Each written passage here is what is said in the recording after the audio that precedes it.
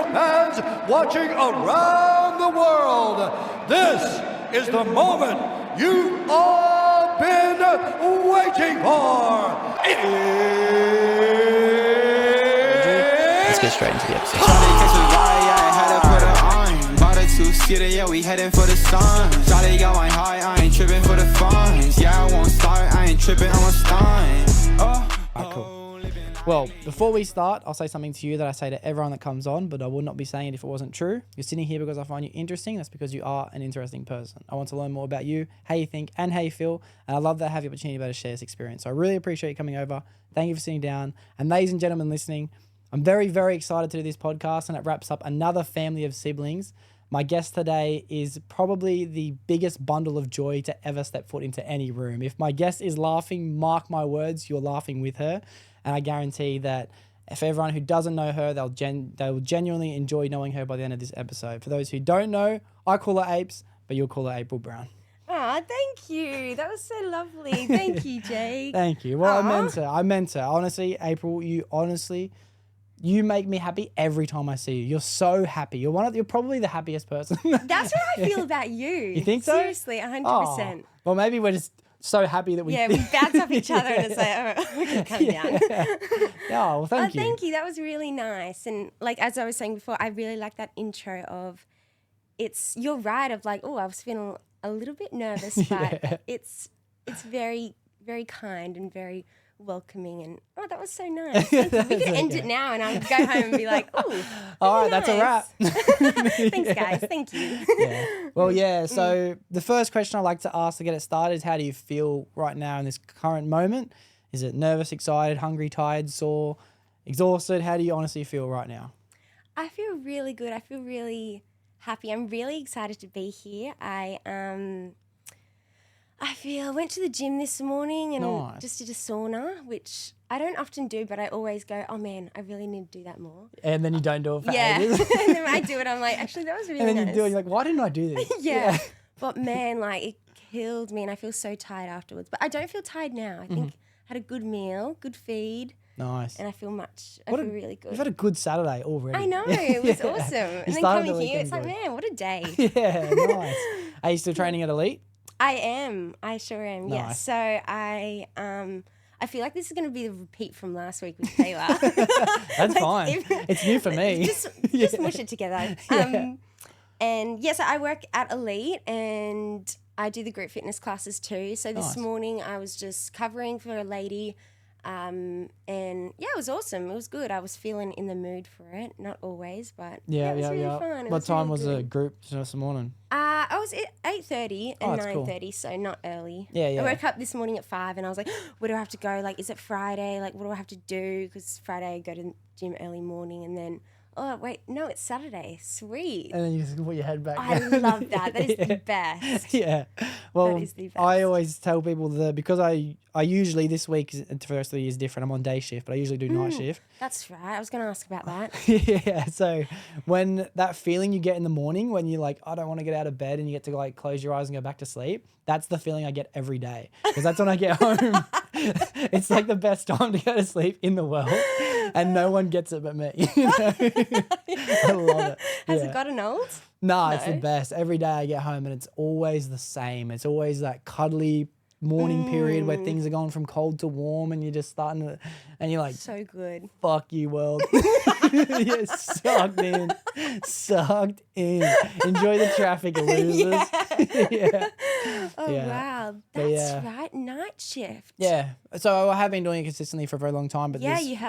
Yeah, but just to wrap up the end of the year, I'm just doing day shift for now. So right. Yeah. Okay. Get kind of good because I kind of get a normal schedule before Christmas and break and all that stuff too. So a little bit of normal life. A little bit of normal miserable day shift life. Yeah. 9 to 5. Actually, not really for you. Yeah, me it's more like 5 to 5. That's even worse.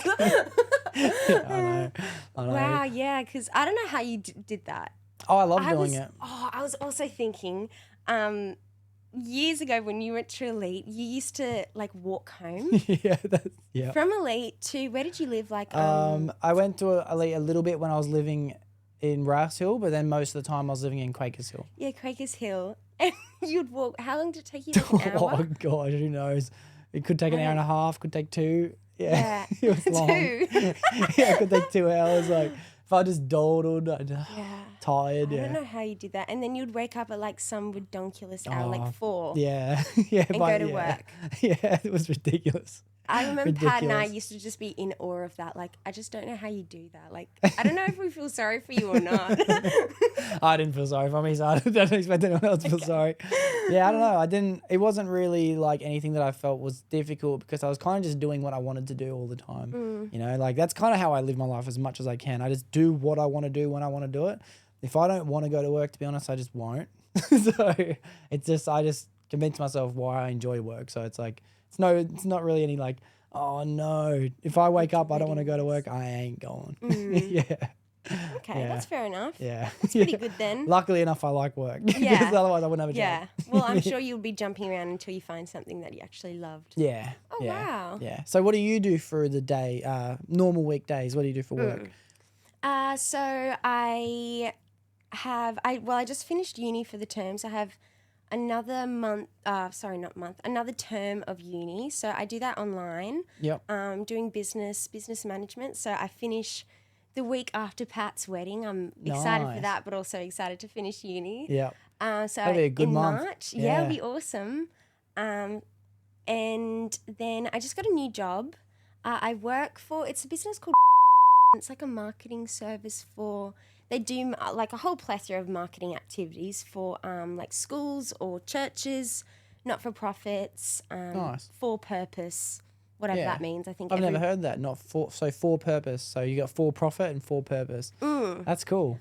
like every business has a purpose, but I guess. Yeah. True. But it's Imagine like, not for purpose. Business not for purpose. It's just walking around in circles, getting paid. That'd Not be for awesome purpose. though. Yeah. Wow. Yeah, so it's been cool. Like I'm new at marketing. New in, I was working for I was doing admin stuff for a construction company. Mm-hmm. That was really interesting. Like I learnt a lot. I liked that, but I just wanted to be pushed a bit more. Mm-hmm. Oh man, and I prayed for that. I was like, God, I'm so bored at this job. Like, I like the people, but God, I just want something a bit more challenging. And Yeah. oh man, you gotta be careful what you ask for. Yeah. Ask and you shall receive. Yes, literally. And I'm like, oh, that hurts. Like, God, come on, take it easy. Again. Yeah, so it's pretty hard. Yeah, yeah. It's difficult just because it's new. Yeah. It's hybrid, so it's online. You go in to see the clients as well. I kind of have no idea, just BSing my way through. Yeah, that's honestly. cool. That's how every job starts. Like fake Yeah. it till Yeah. you make it is just Yeah. that's Fake it till you make it. I live my life. And Yeah, fake it till I make it, it's eh? so true. At work, I stand there all the time like this. On the inside, I'm going. What very the it's fuck? very insightful. Yeah. I sit there and go, yeah, we could do this in a day. And on the inside, I'm like, what is it? Yeah. Fake it till you make it. Yeah. I like also saying, I like saying, act like the person you want to be. Just pretend you're that person. You know, that's what helps me through a lot of things. Yeah. I tell that to apprentices. If you want to be a tradesman, just pretend you're a tradesman. Yeah. You know what I mean? Must be nice. Yeah. They must be like, oh, cool. Yeah. I'm like, but don't forget you're a fucking apprentice. you Yeah, know? yeah. Go get my lunch, bro. Clean the car. Yeah. Go get my lunch, bro. That'd be the easiest task an apprentice got. Yeah.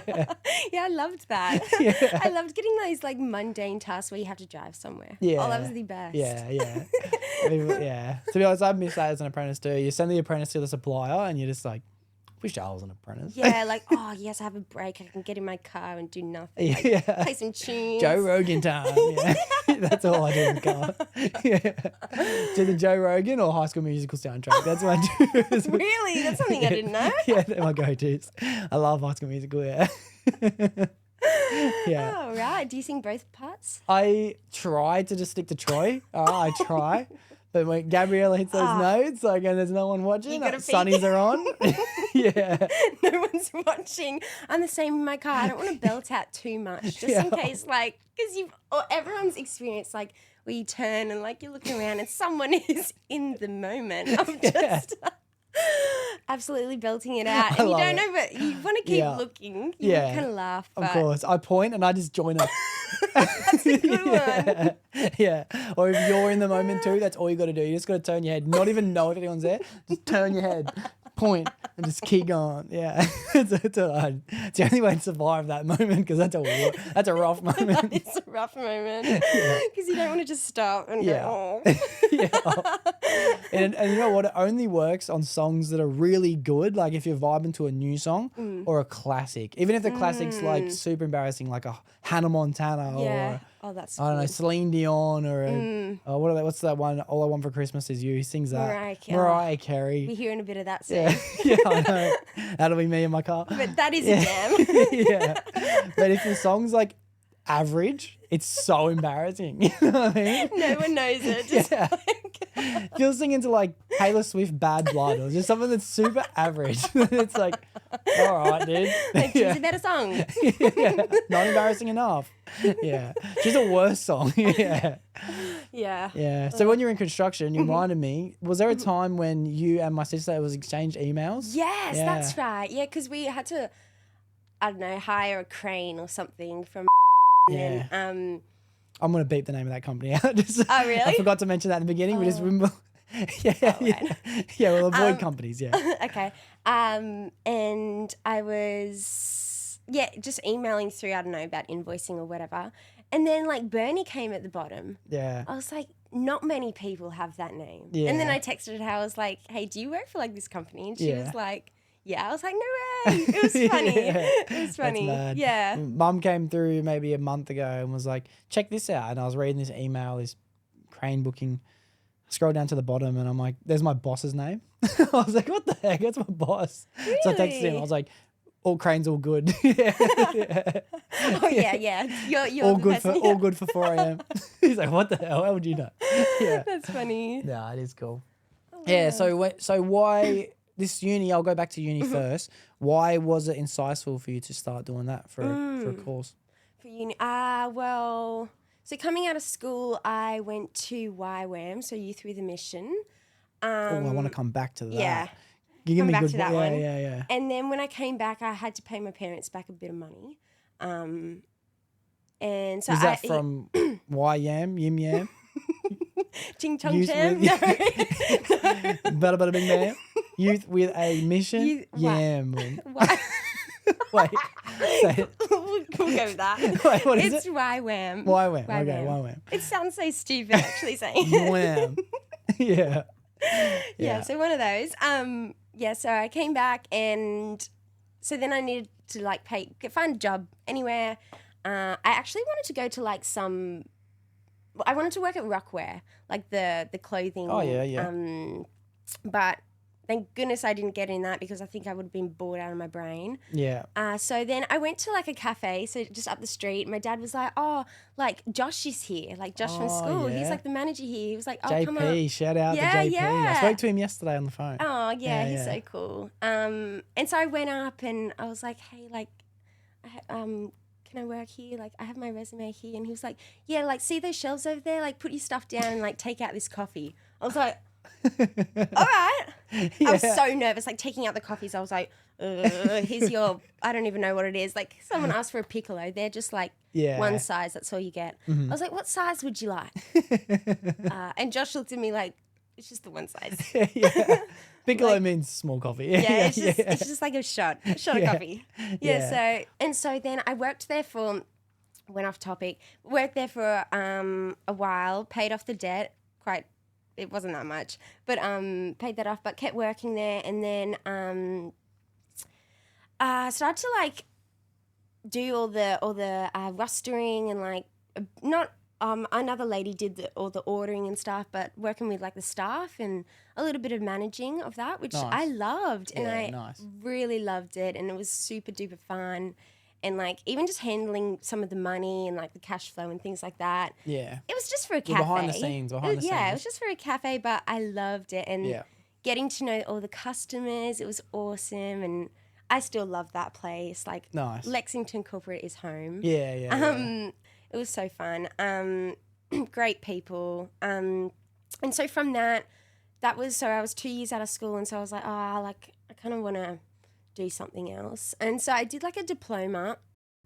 Yeah, a diploma in business and leadership. Yep. And I was still working at the cafe as well. And I was still doing gym stuff on the side. I loved doing that, like leading. Nice. Like you're in front of the people, leading them. And so I did that. And then I was like, I really enjoy this.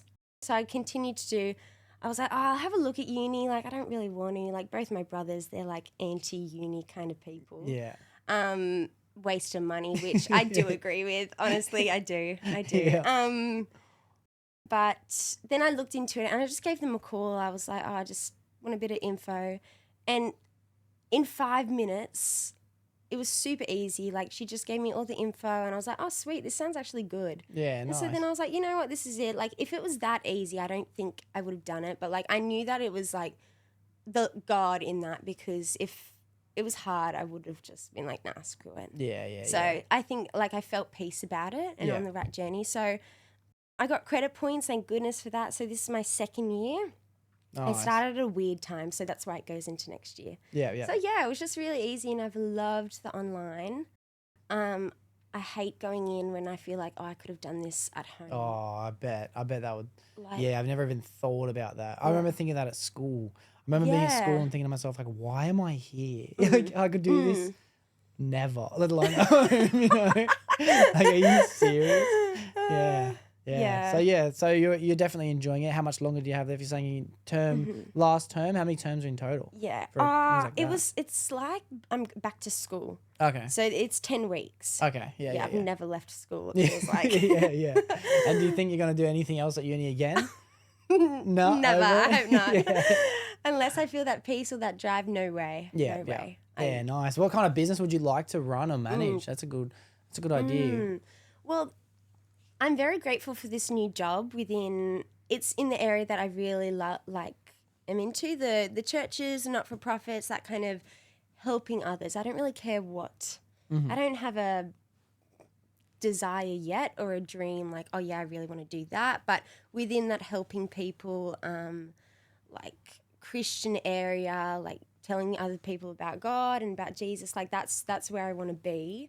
Definitely. And so like I step in the door. Yeah. We'll see. But definitely. also the gym as well. I don't know where that's gonna go, but it's always there as well. I have that up my sleeve. So yeah. Imagine you could combine the two. Imagine you could run a fitness class inside of a gym community. I mean Christian church community. Yeah, that's definitely something. Like that's cool. Yeah. There's always a million options. That's why to be literally. honest, everything you can possibly put under your belt as a certificate, qualification. Oh yeah. Experience is obviously the leading hand in life's journey, but you can't prove your experience when you meet someone. You can prove your certificates when you meet someone, you know? So experience does teach you a lot, but certificates are so important as well. Yeah. And I to be honest, I think my journey with uni hasn't even started. And I say that because it will one day. One day I'll go to uni. Don't know what for. It could be engineering. It could be psychology. It could be leadership, management. But one day, yeah. So you want to do that? Yeah, I'll do uni one day as well. Yeah, well, you definitely. like learning. You're always I love like learning. talking to people. You're like always learning. Oh, always. If imagine there was a uni course on podcasting. Imagine I could do that. There will be. Yeah. I heard something on the radio, like something about influencing. Oh yeah. Like learning about that. At There's influencer is a degree I think now you can attain. They're trying to turn it into a degree anyway. I don't know if they have yet. But yeah, they've been trying to teach people how to be I don't know if that's a cool social or not. media influencer. I get it though. It's been the number one praised and desirable career for I think 5 years now. I think the majority of kids growing up now, I think that I'm going to make up the number. I don't remember the exact statistic, but it's something like 75% of kids want to be an influencer when they grow up, which is kind of awesome because there's going to be more and more content to consume. It's just I don't Is think that everyone. awesome? yeah, kind of. Yeah, but it's like it also means that people are never going to be able to be the people that exist today because the market's going to be so flooded that you're going to have your niche little communities. Yeah. But I think that's awesome. I think the more the merrier when it comes to things like that's that. true. There's always room. Yeah. Wow. Yeah, I think that I would love to have a Christian-based podcast today. Actually, I think I didn't know this walking in, but I do want to talk about at least God for a good segment on this one because I don't often get to meet such high moral-based Christians like yourself. I think that you lead by example when it comes to your Christianity. You're not shy about it. It's part of your personality. It's definitely One of the first things you brought up. Yeah. Wow, that's actually like what you say. Like feel the opposite about. Like I feel like I am shy about it. Okay. Or, I guess it really depends. Like you're the easiest person to talk to. Like Thank you could April. tell you could tell anything. Thank you. You could you could tell anything to you. So Yeah. and you'd know that it's confidential or that like Or that I'll you share it on the actually internet care. for everyone. No, but you're not gonna get any like BS from you. Yeah, Or, yeah. or that's stupid from you. Or Yeah. anything. So If that's something why. was stupid, I probably would say it. That's the difference. That's though. true. That's a good point though as well. Like you're not gonna sugarcoat everything or Yeah. make it all, which I like. Yeah, Yeah. cool. I think if someone is honest, that's the number one Yeah, thing I yeah. appreciate. If That's the someone's word. if someone's lying to me, it's like I'll just call them out. To be honest, I might let them go because then I'll play with them a little bit. You know what I mean? I'll set traps. But if someone's honest, there's no need for judgment because that's the number one thing I hold value to, honesty. And I'm gonna come back to why Wham. Yes. There we go. Got it. And where did you first hear about it, and like what made it incisive to start to sign up when you finished school? Great question. So finishing school, like many people, I'm sure, no idea what I wanted to do, which was really annoying because both like Mitch and Pat, they had vision, they had drive, they still do. Of like, I know what I want to do. I'm going to reach. I'm going to get it, which they're doing, which is amazing. Yeah. But I didn't feel that at all. I was like, dang it, like I don't really know what the heck I'm going to do. Yeah. So I was like, I knew that I was like I'm going to have a gap year. I wanted to have a gap year. I wanted to travel a little bit. I'm scared of that, but I wanted to do it. Yeah. So my options were I wanted to go to Canada and work on the like at Whistler. Or What's Whistler? Whistler is like it's in Vancouver, so about an hour and a half, 2 hours, I think, up. So it's just like a ski. Oh yeah. That's It's I think pretty that's where I'm going to be well going in Yes. November. Yeah. So you'll be Yeah. going there if you're going Yeah. to Vancouver. Yeah. Oh, it's beautiful. I love Nice. Vancouver. I haven't been to Whistler yet, but yeah, Vancouver's so nice. It even has a nice name, hey. If you think of Isn't the word, it? if I think of, because I've never been to Canada, I think of the word Vancouver and it reminds me of fresh air. Just the word Vancouver sounds like snow and fresh air and a bit cold and a nice jacket, you know? Yeah, Vancouver. Yeah. It's got an aura. Yeah, it does. Yeah. It does. It's beautiful. I want to hear about your trip after too. Okay.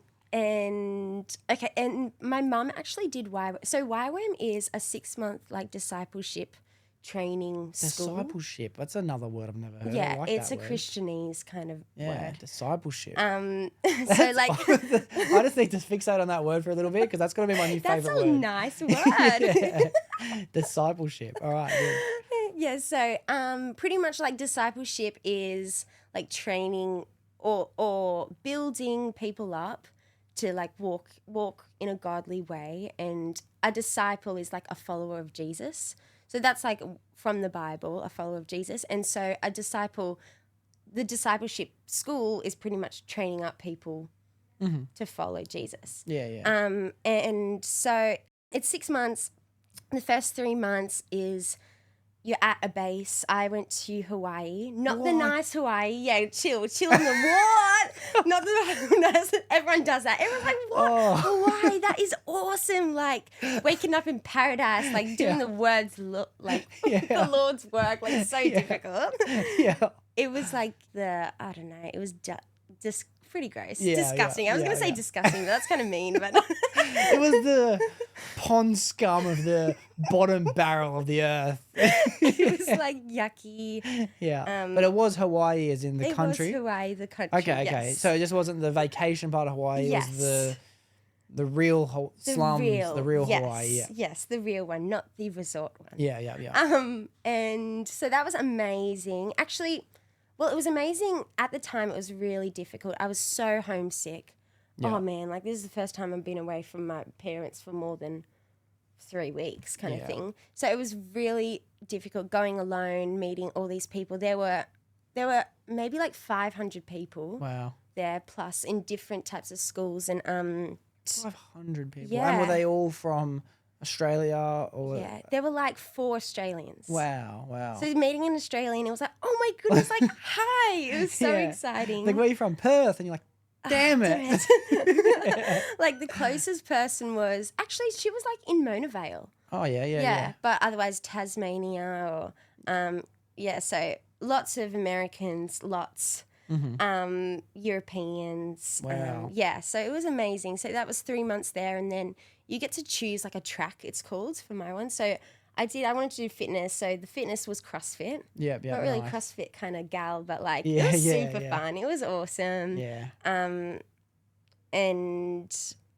then after 3 months of that, you split up into smaller groups and you go to different countries, and that's where you do some ministry. Yep. And you take like the CrossFit as a ministry, you take it to wherever you're going. So like using fitness and how you can include like biblical stuff within CrossFit. Yeah. So that was awesome. So my Wow, team. I'd love to know the links and things between that. That's cool. Wow. It's awesome, yeah. Because when you're working out, like, it sucks and you're super vulnerable and you're sweating, like you're pretty ugly. Yeah, And, that's a good like- point that I've never thought. But thank you for that next time I'm running on the treadmill. Like Yeah. you're ugly right now. Yeah, I'm going to be wearing a hoodie next time I'm on the treadmill. No one look at me. Yeah. Yeah, so it's good to like break people down. And it was, and so we went to Brazil. So our team of 12, we went to Brazil, went to some villages, and we went to Rio, and it was Wow, awesome. wow. Slums. Wow. Oh, like And this is still within the 3-month period that you're based at Hawaii? this was the 6 months? So Yeah. 3 months in Hawaii and 3 months in Brazil. Okay, yeah. Yeah, Nice. it was Wow. very eye-opening in terms of like everything. Like I was thinking this morning, I was like, oh, what's the story? Like, oh, I have a yucky story, but I was like, I'm going to share it. I'm brave. Okay, good. Good. So one of our leaders, we were talking about like eating like disgusting food on the streets. Like you've been to Bali, and have you got sick? Yeah, I've been sick in every country I've been to. Yeah. Or what have you been eating? When I went to Thailand, let me tell you, it was mostly bugs. They had bowls of crickets and I'm drunk going, these are the best things I've ever eaten in my life, taking handfuls of crickets. That did not settle. That was not That's good. the Australian in you of like, she'll be right. Yeah, exactly. Yeah, she'll be my stomach. Yeah. She'll be so right. bad. Yeah. Have All right. you learnt anything from those experiences? I have learned that there is many bacterias across the planet that I'm not familiar with yet. And once I discover them all, I will be immortal. That's what I've learned. Yeah. So you're just going to suffer through them all. Yeah. I need to make sure I put an extra 3 or 4 days onto every holiday for sickness and get them done in the first quarter. Get it done. Yeah. It can only look up. Then. Yeah. Oh, that's so funny. So what were you experiencing in this street food? Yeah. So, of course, don't eat the street food. That's what they always say. Brazil is like, I would call it a third world country. You have to, there's no toilet. You can't flush the toilet paper down the Oh, wow. toilet. So you wipe, do your business, and put it in the bin next to you, Wow. which was so weird. Yeah, like all wow. us Aussies, Americans, Europeans are like, oh my goodness. I will not go to ew. the toilet until I'm back in Hawaii. I'm holding 3 months.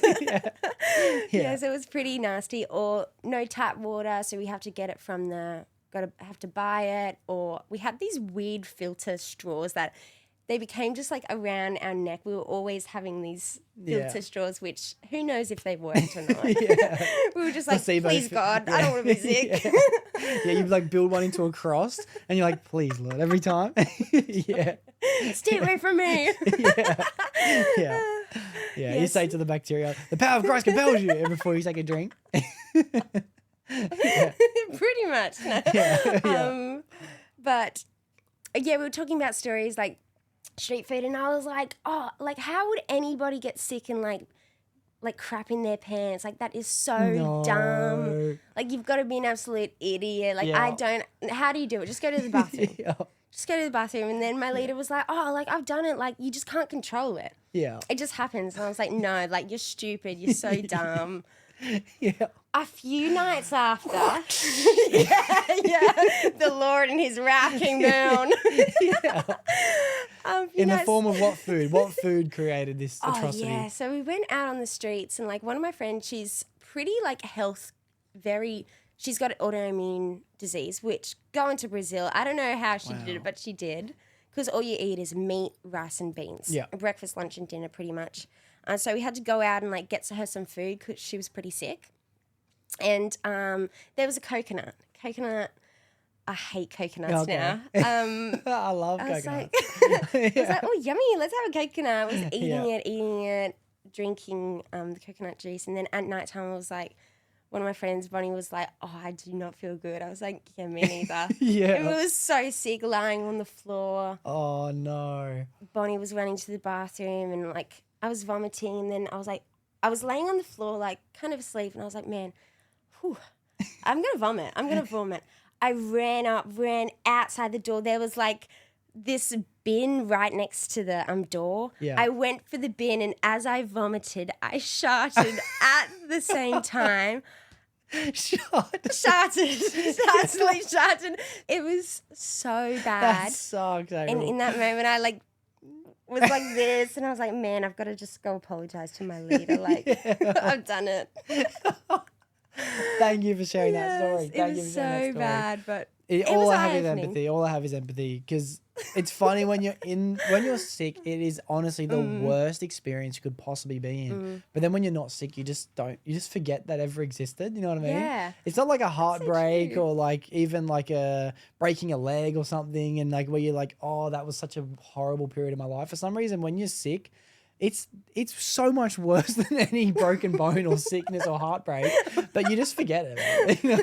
That's true. It's so hard. So I'm trying to lately take more gratefulness for not being sick and have more empathy when people are sick, because it's definitely something that I've just pushed out of my mind my whole life.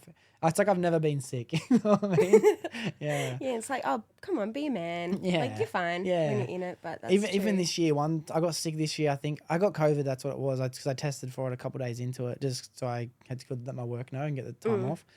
And I remember genuinely sitting there thinking, if I died right now, I'd be so happy. Oh my goodness, you were I was low. just so upset. I was just like, my life sucked right now. Dang, you were low. Yeah, you just can't see the benefit. I just Yeah. can't see myself climbing out of it. Yeah. Yeah. You don't know when it's going to end. Yeah, so I can't imagine being sick in Brazil. That'd be insane. Yeah. Yeah. Yeah, but it was funny, like, in the next day or, like, that afternoon, my leader was like, see, like, I told you. I was like, yeah, Yeah. I'm so sorry. Yeah, that's so funny. That's so funny. Yeah, Wow. it was funny. Wow. Never done that before. Hopefully never again, And too. now you can be that person to other people like, you idiot. You've got no idea. yeah. Wait till tonight. You keep talking. Yeah. Bring it on. Yeah. Nah, cool. So what was the biggest takeaway that you found? I can imagine it being eye-opening, especially being in Hawaii, but have you had any travel time experience before that where you got to see parts of the world that aren't as fortunate? Yeah, not before that, no. Yeah, I've been able to, like, I've been very grateful actually because of Wes to go over to the US, and we went to Canada this year and to experience like a different lifestyle, but also like the difficulty of like the homelessness there is next level, and that is so. In America, for example? Or Yeah. yeah. So that's definitely eye-opening. Even Yeah, though first wow. world country, like looking at that, oh man. Yeah, I can kind of imagine it, and I might just pause for a second, let everyone know. 'Cause so far, we've mentioned Patrick Mitchell, who are your two brothers. For everyone who Yes. doesn't know, I've done both podcasts before. Patrick and Mitchell Brown, and Wes, who was just only a few episodes ago, is your partner. So everyone should have everyone should be filled in now. That's cool. I'm assuming everyone assumes already. But I kind of got the gist when I went for the first time. Was what was it? Fiji, because yeah. I got to go back to a village with a couple of the locals working at the resort I was at and see their home and think for the first time be blown away at the difference in lifestyles people live. Yeah. They weren't any happier than me. They might have even been happier, but I still had a crazy feeling of guilt and privilege and empathy because these people had nothing. And it was only for a short window. I experienced it for 2.5 to 3 hours of an afternoon.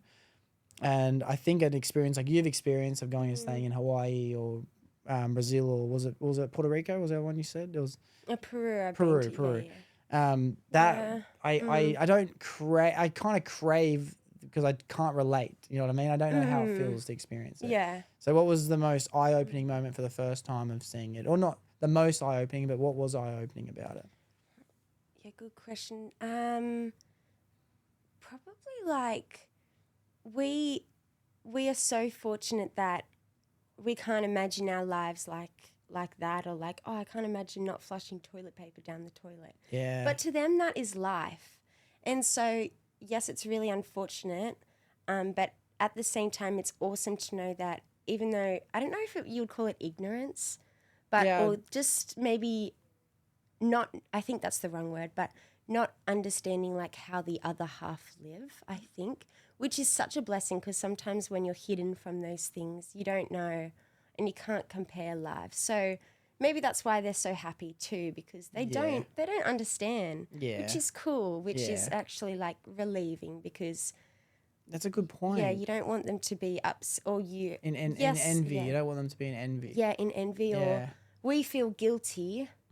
But in those moments, like, yeah, we don't have to feel guilty, because it's horrible to say that they don't understand in the same way, but, oh, that is a blessing too. Yeah, that is a blessing. Yeah. And I know exactly what you mean, and I could tell that you didn't feel comfortable saying it, but I understand it from a point where if I go on a holiday to Dubai, if I go on a holiday to, if I stay in a really luxurious hotel in a suburb that I'm not familiar with, I'm not jealous, and I don't expect the people who live in those everyday lives to have empathy for me. So there is already a difference in levels between lifestyles from us to people above us, and us to people who might have less than us. So even when you watch like the Kardashians or the YouTubers that I like watching, and they live their lives, I think it's awesome that they get to live their lives, but no part of me thinks that they should feel bad for the fact that I don't get to live their life. Yeah. So that's the exact same thing we're in to people who live a less fortunate position than us. Yeah. But it's the familiarities and the common ground and the understanding that there's a difference that I think separates that from needing to feel guilty. Yeah. And it is crazy that you can't imagine it without experiencing it. You know, it's crazy. It's true. But the little things that took me away when I went overseas for the first time would be like entertainment. I remember when I went to Bali the last time I went overseas, I said to my driver for the day, after he took us out on a nice excursions, he went to like a monkey sanctuary and temples, and he was a really, really good bloke. And it was probably about 8 o'clock at night, I think, and he was driving us back. It was probably still at about half an hour to go, and I said to him, oh, so what are you going to do for the rest of the night? Because me and my ex-partner at the time were planning on, who knows, exploring. Yeah. And he says, I've still got a bit of a drive when I get back where I live. Where I have to drop off the car is about an hour away. So then I'll drop off the car. We have to wash the car because it's not my car. I'm using a company car. Oh. Then I'll travel back home. By then my kids should be asleep, and I'll probably just spend some time talking to my wife. And I said, oh, okay, not bad. It makes sense. It's a normal work week for you. It's a holiday for me. But what are you going to watch? What are you going to watch when you get home? And he's like, what are you talking about? And I was like, is that what you said? What are you going to watch? Yeah, I was like, what's your series? Like, what's your series? Like, what do you watch on Netflix? I said, what do you watch on Netflix? And he says, I'm not sure what this Netflix word is. Can you explain it? And I said, and then I realized he must have a different platform. So I said, what's the platform that you guys watch? You know, ours is Netflix, where we get to watch all our collected of TV shows and movies. But what's your platform of movies? And he says, movies. I don't know this word. And I'm thinking, man, what? Like, damn it, why did I ask? What a difference in language we've got. So I said, all right, so a movie. I was like, for us, a movie is a word used to describe when you get to put on a story and you watch a story get played out on a TV, a screen, and a phone or whatever. You get to watch a story. It could be a action, romantic, comedy. You know, you could be laughing, crying, but it's a nice story to watch. And he goes, oh, I've heard of these. I've never seen one, but I've heard of these movies.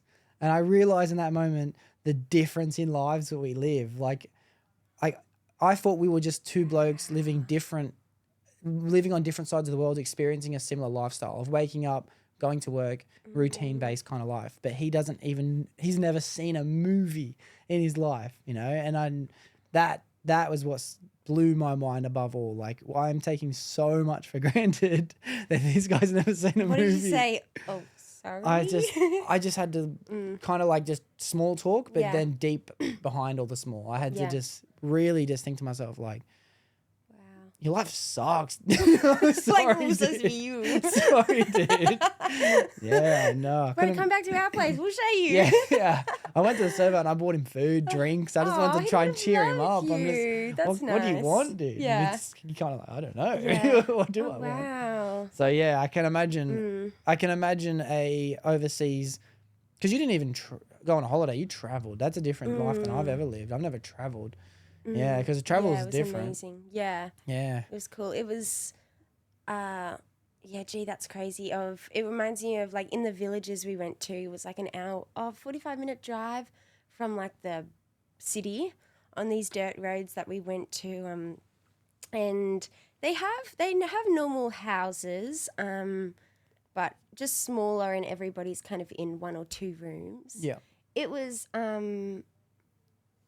like, I wouldn't say that they were super duper poor, but village poor. Yeah, yeah. And then they go down with all their dishes, the ladies, the mums, and wash it in the little river.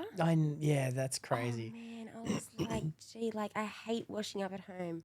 And then here I am complaining about standing, still not having to strain my back. Put it in the dishwasher. Yeah. Oh, yeah, dishwasher, even better. Yeah. Exactly. The hardest thing about the Yeah. dishwasher is bending down. Yeah, yeah, let it soak. How good is it just fill up a sink and let it soak? Like you just tell yourself this Yeah. needs to soak. It doesn't. It doesn't. It never does. My mum hates that. Yeah. No, Yeah. you get back here and you wash this. Yeah. But it's cheesy. Every time I let something soak, I know in the back of my mind there's a little guy going, "You lazy piece." Yes. I'll let it slide. Yeah, yeah. Yeah. Quick, run Yeah. away. before Ignorance anyone is sees. bliss, Yeah. isn't it? Yeah. So that's another super fortunate thing we take for granted as too. It's so good. I need to experience more. I try and tell people when you go on a holiday, just try and experience what it's like outside of the resort because it's so different. Yeah. So It depends different. what you're looking for. Like, I feel like you like I don't know, do you like a bit of both? I like a bit of both. It's yeah. awesome relaxing. I love that. I love relaxing too. I'm getting so good at it lately. Eh? Yeah? Yeah. Man. It's a skill you have to train up. Yeah. My partner, I always try and say to my partner, what can I do? What can I do every time? And she just chill. Just chill just sit on the lounge for a little bit. And now in the beginning I was like, oh shit, I'll just sit there. What do I do? Twiddle my thumbs, think of something to do. And now I'm just like, yeah, I know how to do that. All right. Yeah. Give me a beer, doll. Hurry up with dinner. I would never. I know, Kira, yeah, I would never. Yeah. Probably, it's fine to joke about that.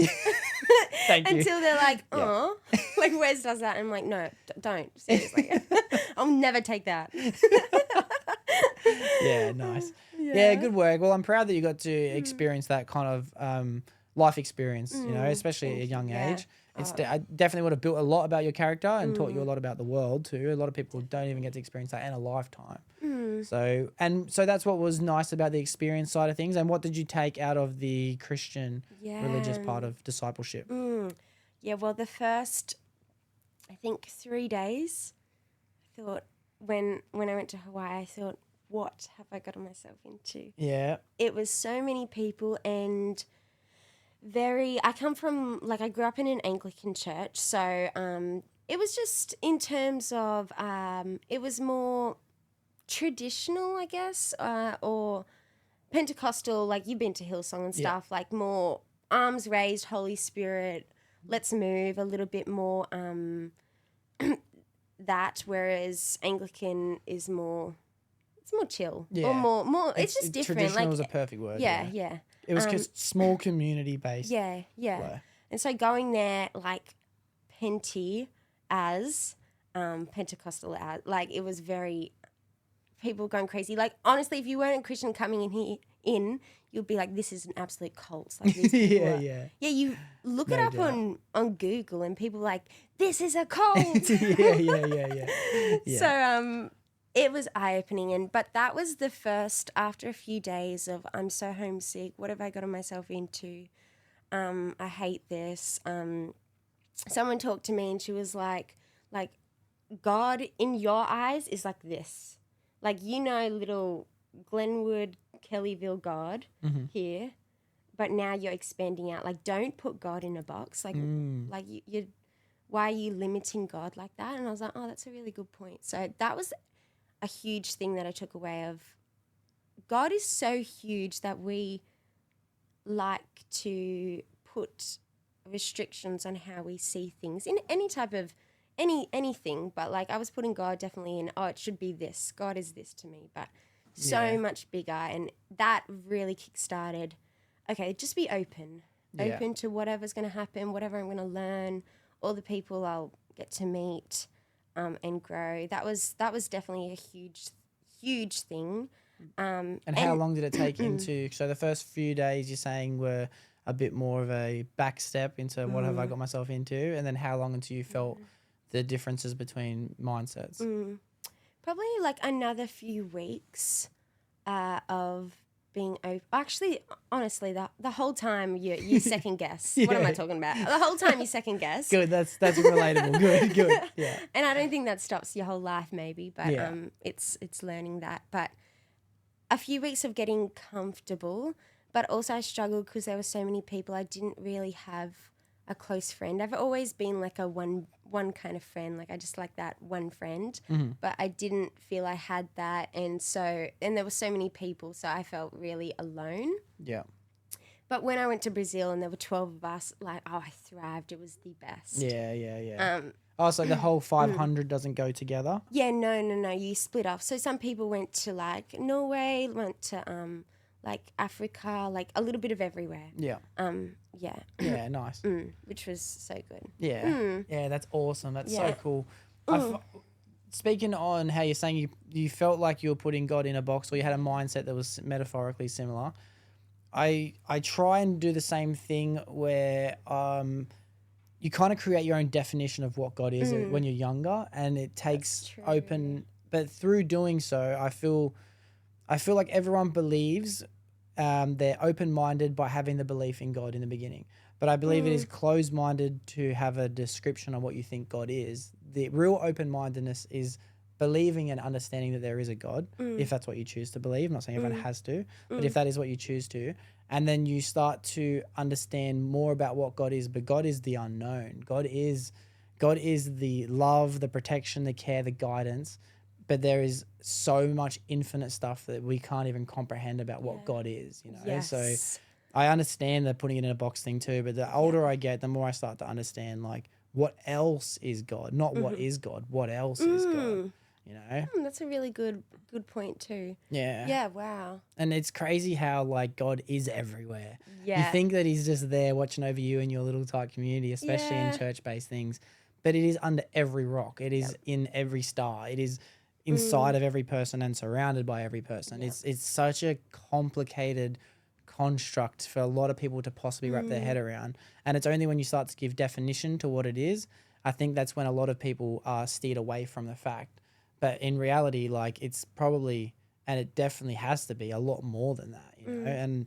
And the more that we can start to understand that God is, it's too big of a statement, but to say God is everything, the more people can start to feel familiar with that. The more people can resonate with that. The more people can just, I understand that a bit more now, because God isn't just the father figure. God is the computer programming inside of the podcast. God is the love that I share with my friends. God is the insect that is crawling in the backyard that I'm going to step on. You know what I mean? Like God, then people can start to resonate. But it's ideology, it's tradition, it's so much, and it's such an interesting topic that I'm always going to want to talk to about. Yeah. Which is why you're really interested in it. I am. Yeah. It's the most powerful word ever thought out, you know? And it's crazy because it's just a sound. God is just the sound of something coming out of my mouth. But the meaning behind it it's like love, you know. Love is another one for me, where it's like, how can a sound mean so much at the same time? Love is one of those words that can't be explained. It's one of those things that it's my job. That's why I'm here. I'm here to figure out what this sound means. You know, it's awesome. I'd love to be able to experience to be honest, a discipleship. I think would be something that I would one day consider doing. I think it would be. Be cool, because it really doesn't matter where you're at or how you see God or anything like that. It's a person, even though you're doing it with others, it's very personal. And that's the cool thing about God. Like, he is so personal, as you say, he's everywhere.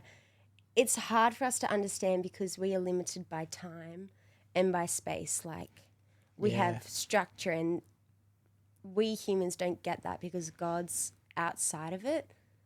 Yeah. Even thinking about it, it's like, Yeah. that doesn't make Yeah, I sense. know. And I that's know. where you start going down a rabbit hole of like all these questions, which are good and valid, but sometimes we're not going to have all the answers to everything. And that's where it's like, all right, like God, I just trust then. That's Yeah. when it's like, okay, I have faith. Yeah. I'm not going to know everything or be able to dig up every answer or Yeah. have a valid answer, but yeah, that's And cool. that's kind of is the definition of God Yeah. again to me, because it's the ability to be able to zoom in more and have things there for you to zoom into. It's the ability to be able to look up to the stars, and there's always going to be an Yeah. ever expanding universe that we're never going to find the barrier. You know, there's never going to be a box that limits us to what we're in. Yeah. That's the definition of God. God is the provider of an internal curiosity. You know, that's insane. That's Yeah. crazy. I can't wrap my head around that. Yeah. Can't wrap my head around that. Yeah. So what were some of the things that they taught you? Did you feel like you gained anything from the experience, like Oh. on a Christian-based level? Yeah, definitely. Like I wouldn't be as firm in my faith if I didn't go. And so I was super grateful that my parents kind of like pushed me to go. Not push me, but if I went to Canada, like that's great. But coming back, like I had an awesome experience, but there's nothing else really that Progressive. progress. So it's firm foundation.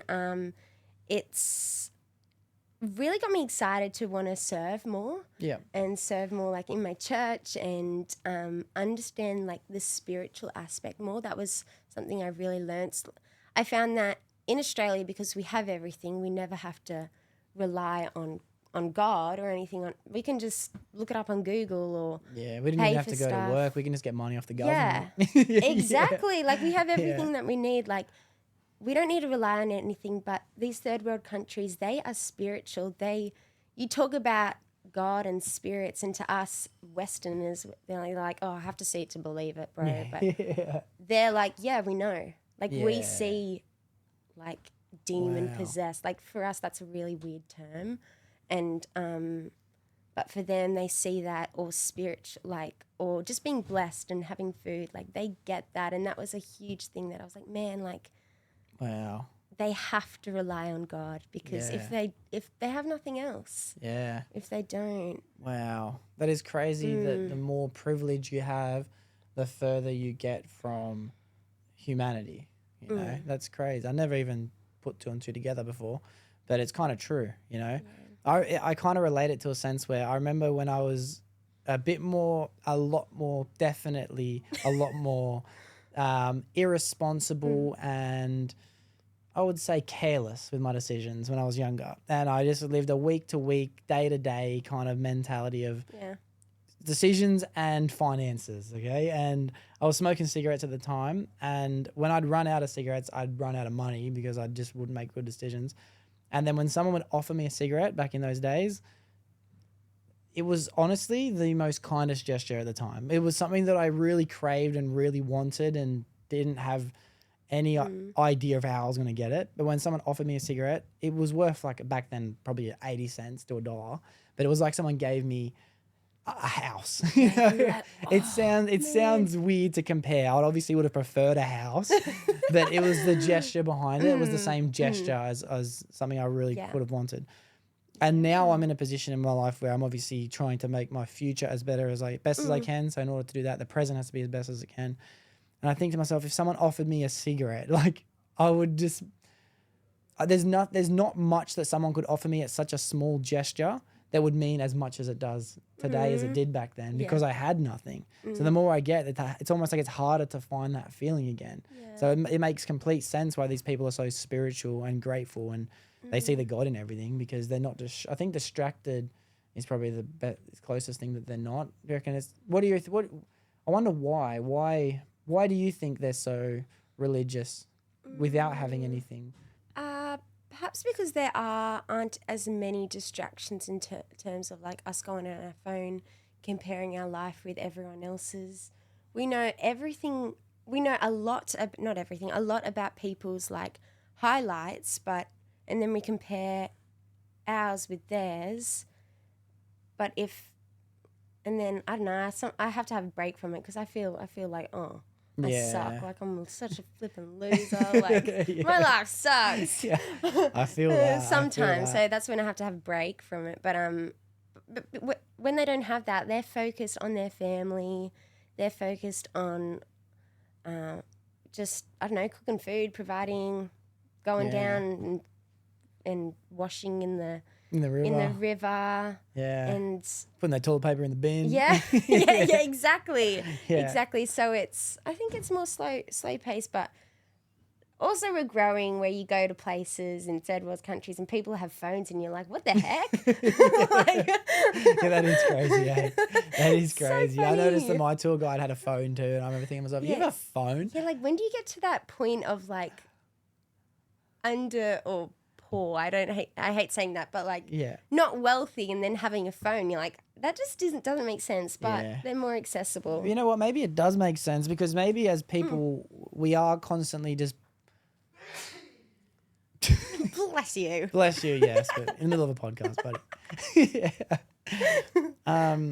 I think of it in a way where it's like I know what I need to do and where I need to be spending my time and my resources, but I'm constantly spending them on the wrong things. There's always something that I'm giving into that I know I shouldn't. You know, I'm always buying, and it's easier to see it in other people, to be honest. I'm a little bit judgmental in that.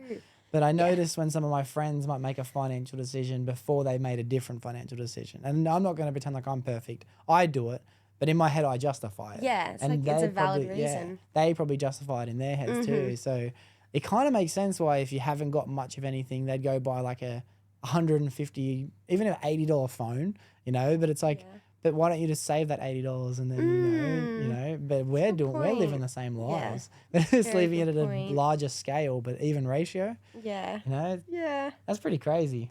Yeah, it is. Yeah. It is. So I think that's it. Like, hearts are more open, understanding the spiritual stuff. Because it makes me think, I remember we talked about, like, what about people? It's a big question, like, about, so knowing God. What about people in the deepest jungles of the Amazon who don't know?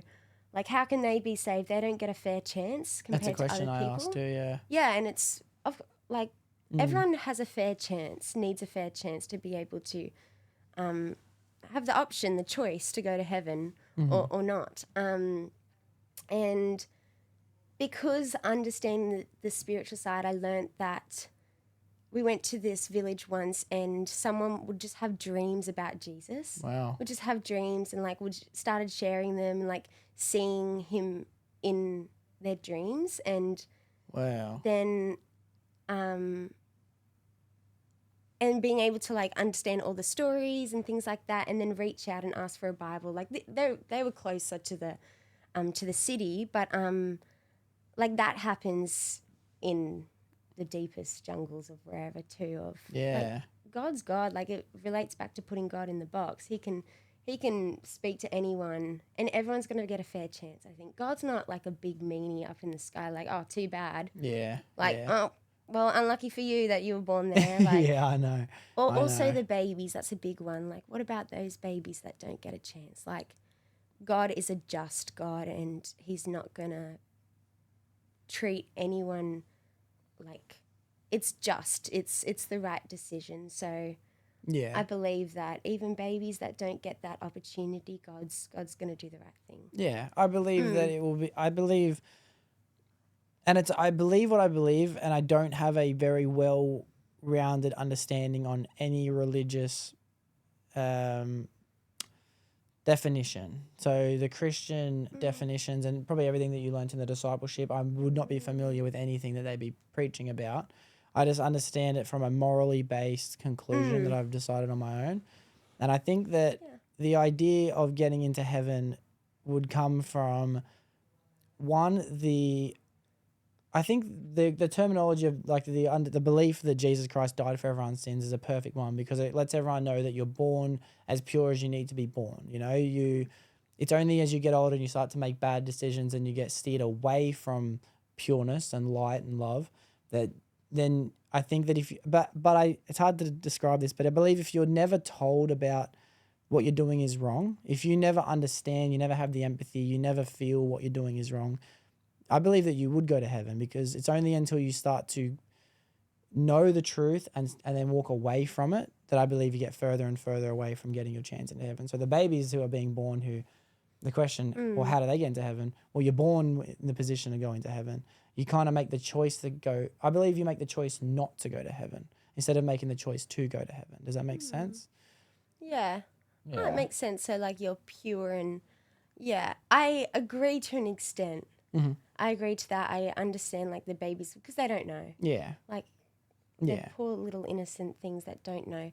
And I agree in terms of it's sort of like the ignorance of you just don't know until someone tells you. Yeah. And so it would be unfair to send someone away from heaven if they didn't get it. So I agree with that. Yeah. But I don't know. This is just hard because like It is hard, eh? you have to believe that Jesus died and rose again, and you accept that in your heart, and confess it with your mouth that he like died and rose again to go to heaven. And so that's a really difficult one. Yeah, And- it is, and I'm going to do my best to be as devil's advocate Yeah. on everything, because I believe it's probably it's not my favorite thing to do to debate, but I like to go deep onto many things, and the ability to go deep is usually through devil's advocate. But I think that the belief in Jesus Christ dying is I could be wrong, but I believe it's more of a blueprint to make people commit to the belief. You know, I don't think whether it really happened or not, I have no idea. That's why it's called belief. But I believe in believing it, you're committing to the belief in God. You know, you're committing to that belief. And without having a exact thing to believe, like Jesus Christ died again, it could be that Jesus Christ walked on water. It could be that Jesus Christ turn water into wine. There's something that you have to believe in order to make foundation, so then you can start to explore the unknown, which is God.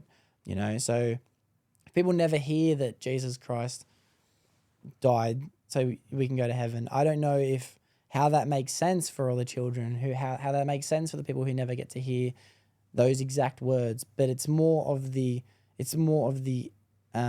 metaphor for the principle behind the symbolism. It's the symbolism in my belief. It's the symbolism, and I only have that belief because it helps justify all the questions and the answers that I don't have.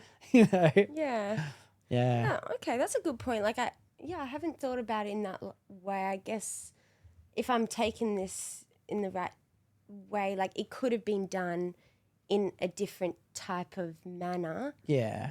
To lead to a similar Yeah. outcome. It possibly could. Yeah. It possibly could have.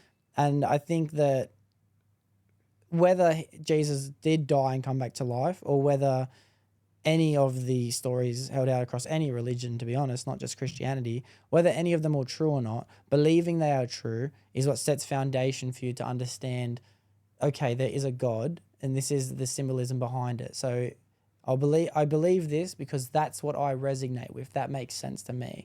I believe that everyone's journey could be personally different. I don't know if I don't even know that if you never believe that Jesus Christ died and come back to life, if you don't go to heaven. I don't know personally if that to be true. I just know that there is a God because I've seen proof in the pudding. You know, everywhere I go, everywhere I look, I've had my own personal encounters half a dozen to a dozen times, and I see examples of it through everything. I think the fact that we're able to have this conversation is, for me, proof that there's a God. You know, I didn't know that I was earning and needing and craving a religious conversation, but somehow God gave me one today.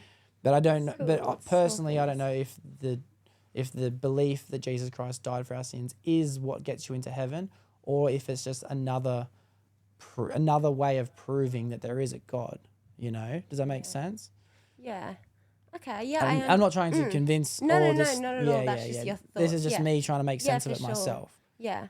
It reminds me of like when you're married or with your partner or whatever.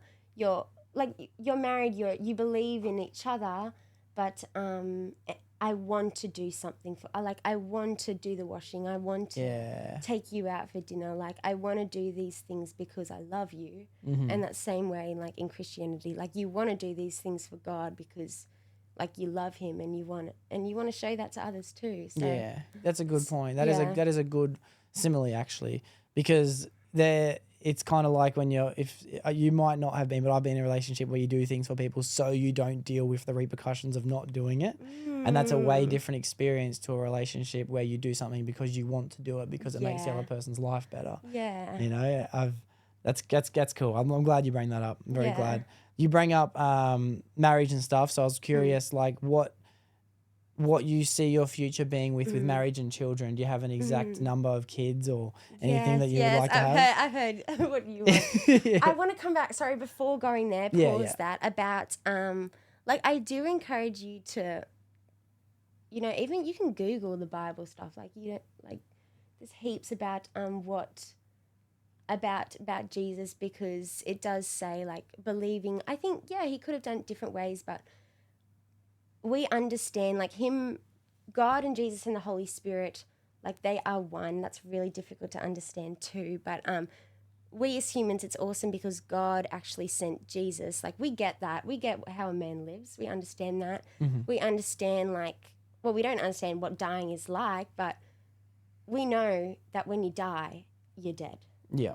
Like, not often are people able to come alive again, especially 3 days later. Yeah. So I think it's really cool because we, in our minds, we get that. I think if God did it different ways, or walking on water, that's a cool way, but, like, we could do that somehow with all this technology. Yeah, true. I'm probably 2 years away from a pair of those sneakers myself. Exactly. So we can't see the amazement in such a task.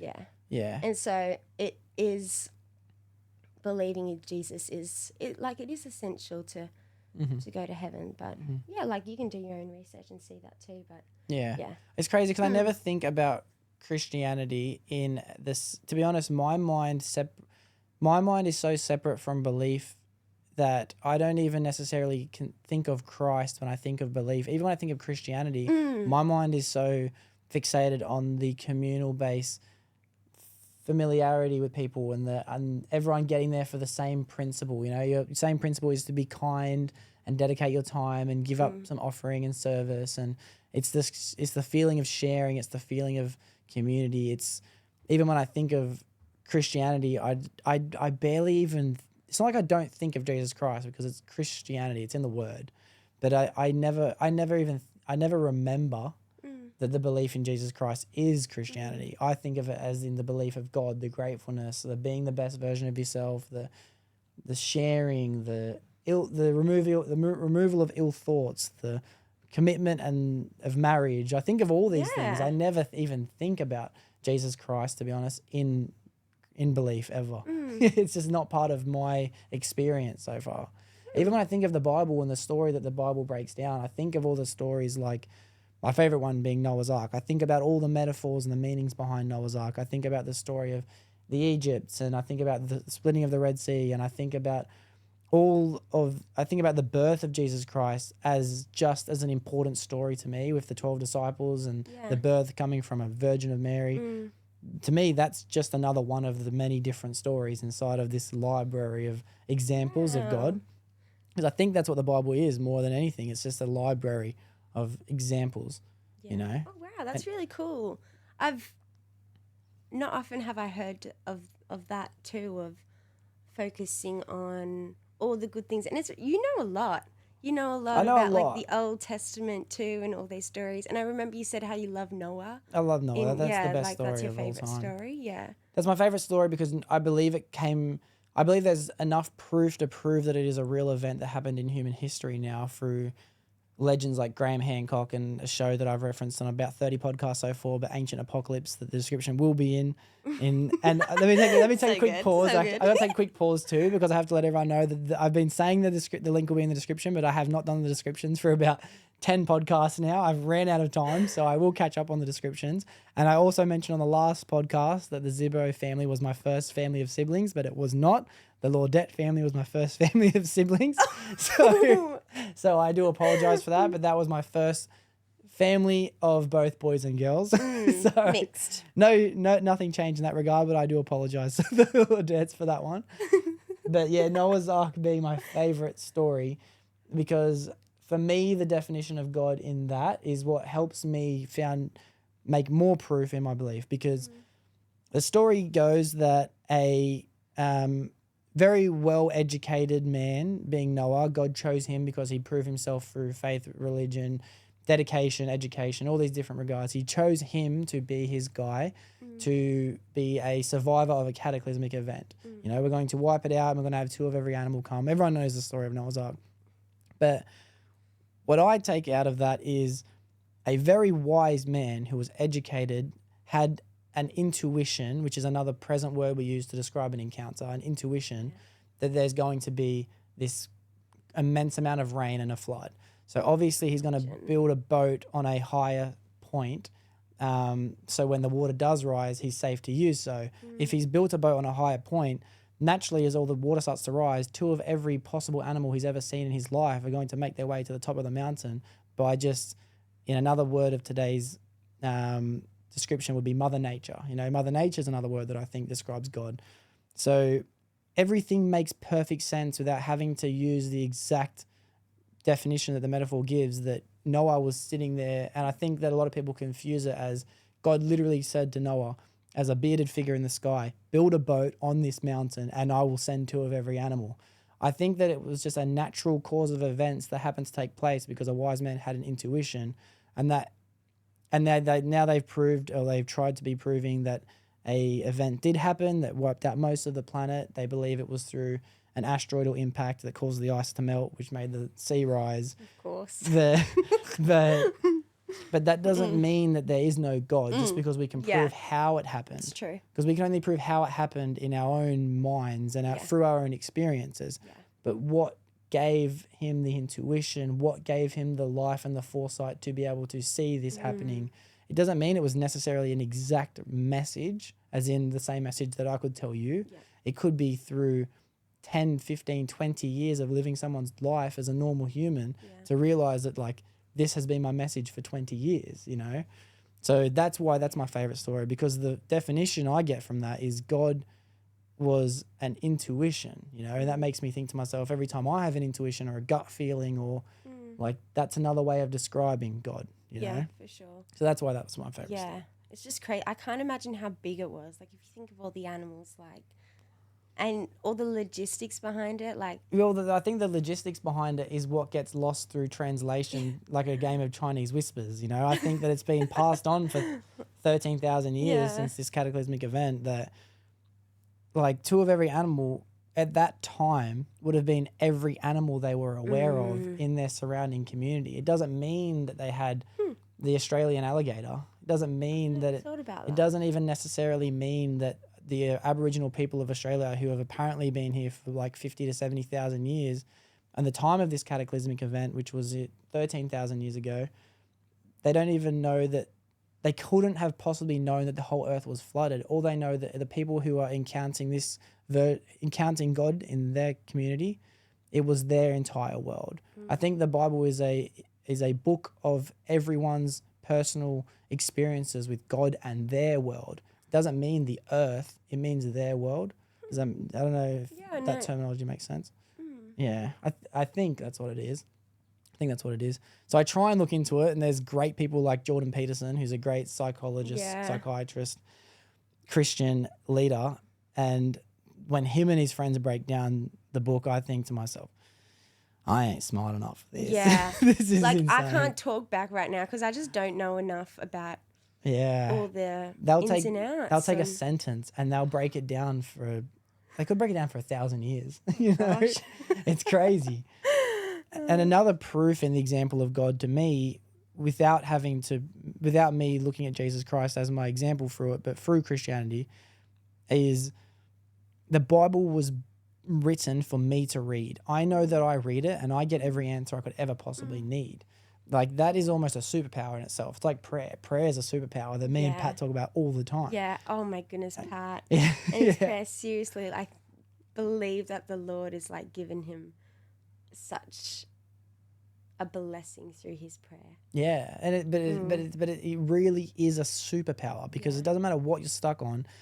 It could just be to get out of a situation you're in. You don't even you won't see how you're meant to get out of it until you've gotten out of it. You know what I mean? You've gotten your answer. It's really a superpower, but the Bible is a superpower in itself because I was meant to read it. It was written for me. I read it and I'm like, that makes sense. I've been stuck on this exact question for a month. It could be a year, my whole life, but that was meant for me. Someone else could read that exact same book and they'll find their answer that will be different than my answer through different experiences at different times in their life. So the fact in that in itself is my proof of a God. God is a not manipulator, but an orchestrator of 7 billion people simultaneously of having every single individual person that the whole world was made for that one person. You know what I mean? Like that in itself is so mind blowing for me. There's no such thing as coincidence when you start to believe that. No. Oh wow. Yeah.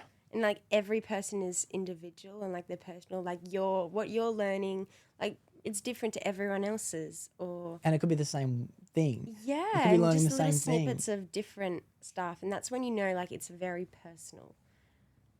And he knows you for you. Yeah.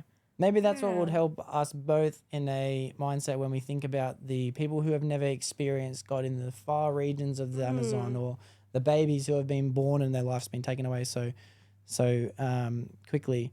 Maybe it's because we're trying to relate it to our own stories. Maybe that's why it's hard for us to understand how our message makes sense to them, but it's actually not the same message at all. They've got their own little journeys, you know. They've got their own little versions of God and Jesus and everything. So maybe it's not even our job to understand how. It's good. Maybe we can be curious, but maybe we can't comprehend it because it wasn't made for me. It was made for them. You know. Yeah. Kind of helps me, I guess, a little bit. Yeah. Just I don't know if just making myself feel better, but no, it's true. It's true. It's just personal, and God will provide. Like when you seek out Him, what you need, especially like in your heart, like, man, I just need your peace. Yeah. He wants to give that, of course. Yeah. Yeah. I love that you're living a life that's so selfless. I really like when I meet selfless people and you've put yourself through this education of university, which I can imagine hasn't always been easy. You know, I can imagine it gets pretty mundane and draining. Yeah. But boring. To finish it, you've decided to get a career in which you're helping others. That is such a rare quality for people. Such a rare quality. You know, just even the mindset of wanting to surround yourself with helping people or doing things for other people, or people don't think about others very often, you know. People don't. I don't. I suffer from barely ever thinking about anyone else, you know. That's not true. Right now what you're doing, I think it's a type of therapy. Yeah. Honestly, my mum, I was like, I'm going to go in to see Jake, and she was like, oh, therapy. That's awesome. That's awesome. Is. So Coming from a therapist. Yes. So it is. Like you are helping others. Like, yes, it's for your podcast, but also it's just speaking to people about their life. Like, what an honor. Thank you. Honestly, it is. Yeah. So I don't think you're selfish in that. Oh, thank you. Not at all.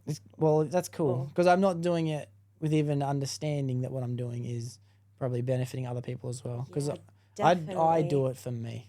That's why I do it. I love that you own that. yeah. I do it because I love it. I was looking forward to this episode all week.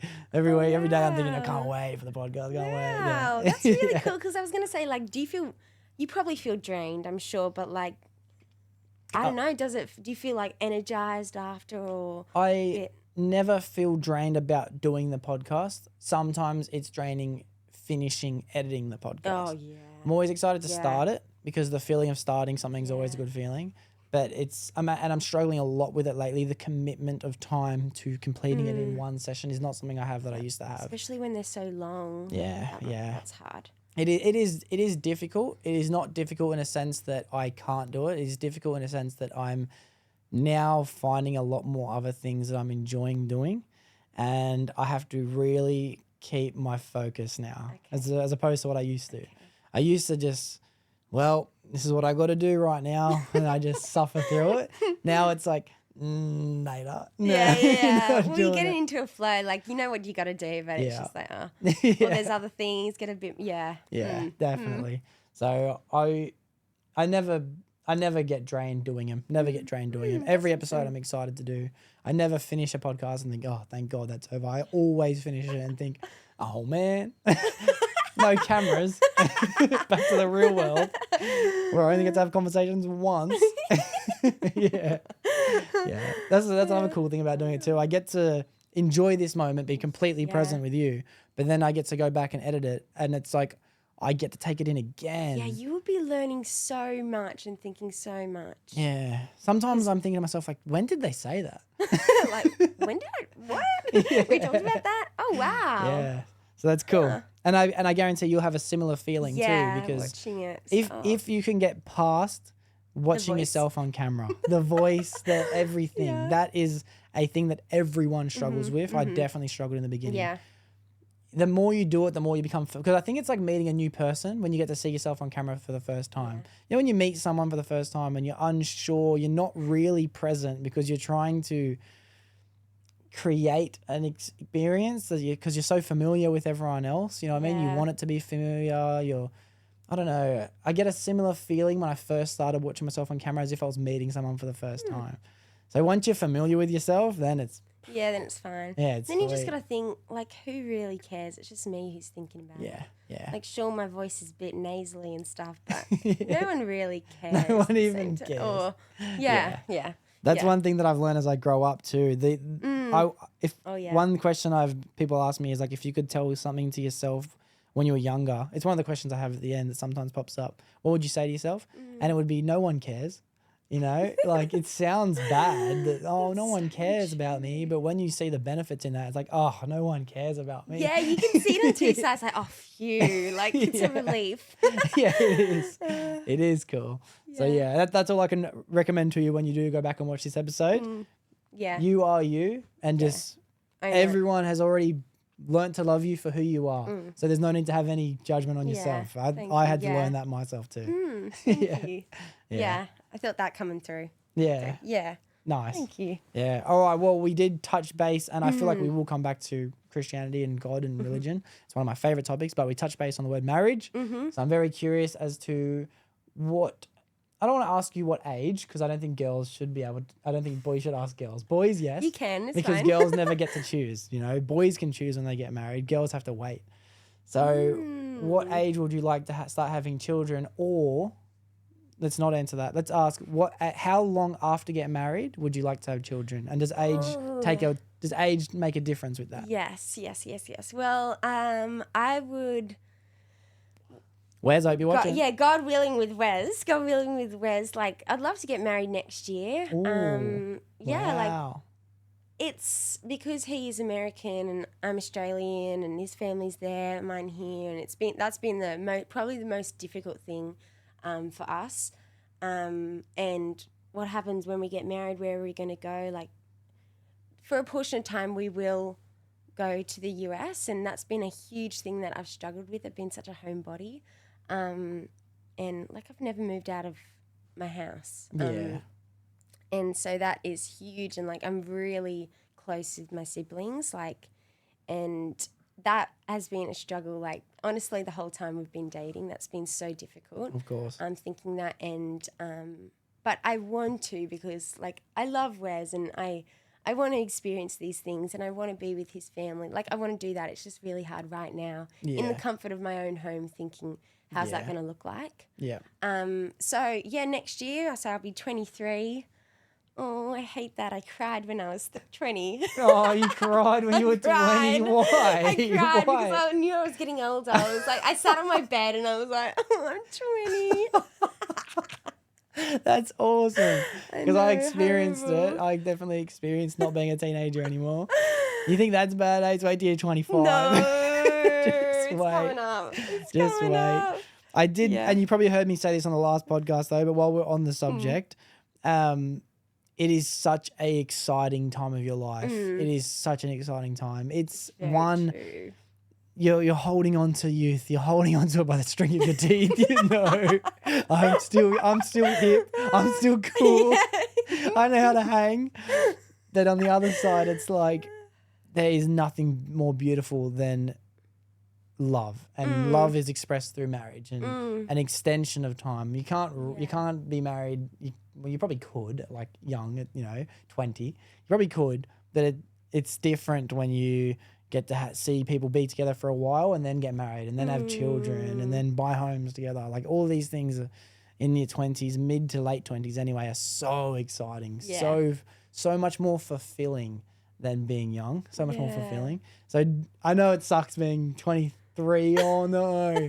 But it only gets better. It gets better from here. It's true. Like, I'm excited. I feel like I've been coming out. It's sort of like a similar time coming out of school, like, oh, super exciting. And then I feel like I've been doing uni, like the same type of things, working part-time. And then it's like a different season. It's like, it's awesome then, but all right, we're looking forward to a different season. Yeah. And that's going to continue until we're flipping olds and so it's Willowed just, yeah. different seasons. And You wait all lying in bed. I'm 60. honestly, I will. My mum, she is always a year old. Well, she says to herself she's a year older than she really is. So then she's not surprised. That's cool. That's cool. I think it's so dumb, but it makes sense. No, that's cool. Yeah. I've adopted a very similar mindset where I've Already? it's very similar. It's only similar because of the whole making up your age thing, right? But I have always said I'm not going to be having children until I'm 27 because that's a rule that our family has. You're not allowed to get married until you're 27. You can't have Really? kids until you're married. Yeah. It's a rule that we have What do you never mean, like broken. a rule, like a tradition? Tradition. Everyone's kind of done it? Yeah. But it's like my grandfather's wife, Beth, who I consider to be my grandmother, she enforces it now. She's like, you know the rule, don't be breaking it because Really? the Doxies have never broken it and neither have the Sturtons, which is their family name, my step family. So it's like, I would love to wait, but I've decided that the day that I have my first child, I turn 27. Like that's the new rule for my life. If it happens before 27, if I'm 26, I'm 27, and I will tell everyone. Sorry, Grandma. I will tell everyone I meet from that day that I'm a whatever how many times older than I actually am. I'm just gonna jump. I'm just gonna jump. So funny. Yeah. So I'm you're just gonna keen. jump. You're excited. I'm so Yeah. excited. I'm so excited. I heard, so was it last year on Kayla's that No, like, wait. We'll come back. I'm sorry. I want to know more about you. I want to know more about you. So you'd love to be married next year, and how long after? Do you think there's a time you should be married before you have kids, or do you think it's age based? I believe it's age based, and also I guess depending how you feel. Like I was talking to Kate the other day, and she said it just naturally comes where you're just excited and ready. Yeah. And I would love to have a few years married beforehand because like Wes and I, we don't live together. So the only time we've seen each other every single day is like when we have gone to the US. Yeah. And so we spend a lot of time away from each other and people would get that. And so I'm looking forward to just like to us, like being together, living together for wherever that is in the US, being with his family and like God willing come back here to when we have kids. Yeah. So yeah, a few years. Like I want a lot of kids. I want a lot of kids too. Yeah. So You got the clock ticking. yeah, I know. It's like we gotta pop them out like one after the Yeah. next. Yeah. Wes, I know you're listening, mate. Yeah. So Yeah. So Yeah. I'm not really sure. Do you think you're rushing to want to have children? That's one question I ask myself. I don't think so because I know that it will naturally happen. And Yeah. I want to enjoy the time, just me and my husband, rather than. Yeah. Yeah, I'm looking. I'm not Yeah. ready for that yet. Okay. I suppose you would say. Yeah, I guess that's a good way. But what about, are you rushing to be ready? Does that make sense? Like, I know you're not ready now, Yeah. but do you just really want to be ready so much? Like, I've grown up thinking that a lot. I've grown up thinking, I want to have kids. I want to have kids. I want to be in this position. I want to be this person. I want to have this already. But it's so hard for me to just honestly accept the present and be grounded and be enjoying where I am while I'm here, because one day I will miss these days. You know what I mean? And it's hard to soak up these days. It's hard to soak up not having kids because it's like it's pretty good. You know? Yeah. So that's why I'm just curious. Do you feel like you are? Are you trying to rush to be the person you want to be? Yeah. I don't think so. I'm pretty good at. I'm different to, like, for example, it just reminds me of Wes. Like, if he has something, he's doing it this afternoon. Yeah. He's going to do it. For me, I like to ponder it, think about it, consider it, write it down in my journal, you know, just think about it in the shower. Yeah, like really marinate it for like maybe a bit too long. And that absolutely like pisses us off sometimes. But I don't feel like I'm worried that I'm not actually going to be ready, because sometimes things are going to like, it might, like, even though I'm sure we'll talk about, oh, let's have kids or whatever, I feel like I'm still going to be a little bit surprised, which I don't like that in my own personality of like, I've been talking about this, I've been considering this, like, why am I surprised still? So I'm not rushing there, and I agree with that of wanting to go on the next thing. I've been practicing that for the last little bit of even just the comparing online, like, actually no, just settle. Like, you're good where you are right now, like things will come, it's going to be all good. So I've been trying to practice that more. Nice. That's such an important thing to practice. Yeah. It's so hard. It's so hard. It's Like, so I'm hard. sitting here thinking, but like, it's so difficult. Yeah. I'm going to mention this on the podcast because I haven't mentioned it before, and I think now's about time, but I'm in a relationship at the moment. Most people know this already, but it's even hard being in an early relationship and not wanting to rush more out of your relationship, you know, like, because I've had baby fever my entire life, and I am not going to get all lovable and soft on the podcast, but I think it was a good episode to bring it up anyway. But it's hard not wanting to already be living together, be married, have kids, even early on in a relationship. But even though I am so happy in the relationship I'm in, it's part of me's in the future. You know what I mean? It's part of me's in the future. It doesn't mean I should stop, but it's good to I'm trying to teach myself the balance of like, have it in view, but don't stare out the window.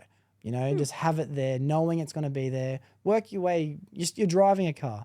You can see where you're going. And I always try and tell myself this while I'm driving. If you look at where you're going without focusing on it, you'll be a way smoother driver. It's not until you really start to focus on the lines that you really start to wobble. It's not until you just fixate on one particular thing that you'll be distracted by something else. Have everything in your view, but be completely present and don't focus on it too hard. I think that's what I'm going to try and take out into not just my relationship, but my entire life, you know? Really enjoy my position I'm in at work, really enjoy my financial circumstances right now, really enjoy my relationship, my podcast journey, everything. I think I got to try and enjoy it more because it's going. It's going. Absolutely, like, it can swallow you when you think about it so much of like, man, why aren't I enjoying this moment? But even just understanding like, oh, my head can be in the future. Even just understanding that is nice and settling of like, oh, okay, just enjoy right now. Yeah. They will come like, that's like, it can swallow you fully and make you feel guilty. I don't know, like that makes me feel guilty for not enjoying right now. And, I should be doing more, but. I know. I tell people all the time, it's about the journey. It's all about the journey. It's not about the goal. There has to be a goal. Yeah. But it's about the destination. It's not about the destination. It's about the journey. But it's like, at the same time, I don't really live my life by that. I'm always fixated on the destination. There's always another challenge. There's always another barrier. There's always something for me to break through. There's always another goal. But I don't even take my own advice. You know what I mean? Like, I tell everyone that. Yeah. But that's really exciting. Like, you and your partner, like, of course you care so much. Like, you see the future with this person, which is awesome. And I'm sure she would absolutely love that. Any girl would. Absolutely, like heart melts over that. So that's awesome. Yeah. That's really exciting. Yeah, it is exciting. So thank you. I'm glad I got to announce that on the pod for the first time. I assume I'd say about 35 to 40% of my mates know already, but it's about time. Yeah. So it is cool. That's cool. You mentioned that it was a bit. I want to go back a bit before where we were talking about America and the homelessness situation. I still haven't forgotten that. It's still with a bit in the back of my head, so I'll bring it up. And I've never experienced anything like it. Where were you in America when you experienced it?